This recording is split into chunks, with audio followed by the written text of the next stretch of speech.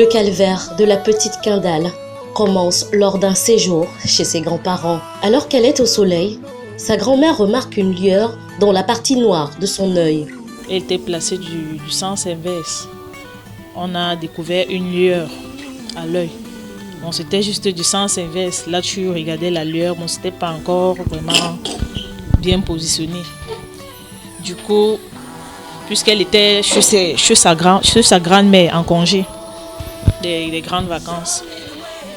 Puis on a appelé son papa, on a expliqué l'histoire que voilà, il faut un peu amener l'enfant, peut-être elle a un problème à l'œil parce que du côté de son père et de mon côté, on a les problèmes des yeux et il y a eu des gens qui ont eu les cataractes. L'alerte est ainsi donnée et ainsi commence, face à cette découverte, un long processus dans divers centres hospitaliers. Nous sommes arrivés ici à l'hôpital du district de Bouna-Sama en octobre, fin octobre. L'enfant avait 1 an, 8 mois. Oui, 1 an, 8 mois. Puisqu'on a opéré l'enfant en septembre à l'hôpital général. On a opéré l'enfant à l'hôpital général.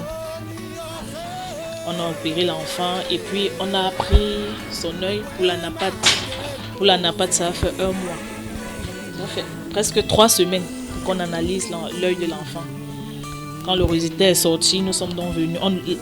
Le médecin de l'hôpital général qui est à la napate, c'est elle qui nous envoie ici pour qu'on fasse les chimiothérapies, puisqu'on nous avait déjà préparé qu'après ça, il faut qu'on fasse les chimiothérapies à l'enfant. Dans ce combat pour la vie, la famille de Kendall est souvent tentée par le découragement, nourrie par les proches qui y voient des causes mystiques. Si je croyais vraiment aux bouches des gens, c'est que je ne suis pas arrivée jusque-là, c'est que mon enfant ne devrait même pas l'opérer. Parce qu'il y a beaucoup de gens qui m'ont dit non, c'est ça, on a fait ça dans la famille, c'est pas une maladie normale et tout. Mais vraiment, c'est une maladie réelle. Je suivais la bouche des gens, mais il a fallu le téléphone pour que je croie vraiment que c'est une maladie réelle et qu'un enfant peut avoir ça. J'ai tapé sur Google, j'ai tapé la maladie, mais j'ai découvert vraiment de nombreux enfants, les milliers d'enfants vraiment en Europe qui en ont. Mais surtout, par les coûts et la durée du traitement. Du diagnostic à la restauration complète, il peut se passer près de 3 ans et des dépenses qui peuvent avoisiner les millions de francs CFA. Traitement par la glace, les traitements qui permettent de freeze, donc de faire figer la tumeur et la tumeur est rejetée progressivement par l'organisme sans qu'on ne soit obligé d'aller opérer l'œil. Il y a le traitement par laser, il y a le traitement par radiothérapie. C'est vrai que l'enfant de moins d'1 an, de moins de 5 ans, on ne fait pas la radiothérapie chez eux. Mais pour les plus grands enfants, on peut faire ce type de traitement qui vont enlever la tache directement. On peut même avoir une chirurgie conservatrice, c'est-à-dire qu'on va opérer mais on n'enlève pas l'œil, on enlève juste cette petite masse-là. Et c'est tout. Quand on fait l'examen anatomopathologie de la pièce opératoire de ce qu'on a enlevé, si le résultat nous dit qu'on a tout enlevé, c'est bon, on peut faire seulement juste ce traitement-là quand c'est vraiment au stade précoce. Loin des idées préconçues, il est important de savoir que le cancer chez un enfant de moins de 5 ans est bien réel.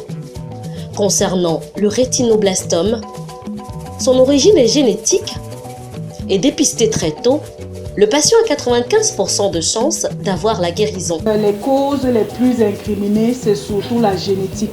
Parce qu'il y a un gène qu'on a déjà identifié dans l'ADN des enfants qui ont ce cancer qui s'appelle le RB1, donc le gène du rétinoblastome. Ce gène est souvent présent. Quand il est présent, ça veut dire que c'est un enfant qui est susceptible de faire le rétinoblastome des 2 yeux. Et surtout si les manifestations de la maladie commencent avant l'âge de 1 an. Donc c'est un cancer génétique, héréditaire. Autre recommandation de spécialistes, la maladie détectée chez un enfant. Ses frères et sœurs doivent également faire des examens médicaux pour déterminer s'ils sont porteurs ou pas des gènes malades. La surveillance doit s'étendre à la progéniture à venir du jeune patient. Mais la bonne nouvelle, la guérison est possible.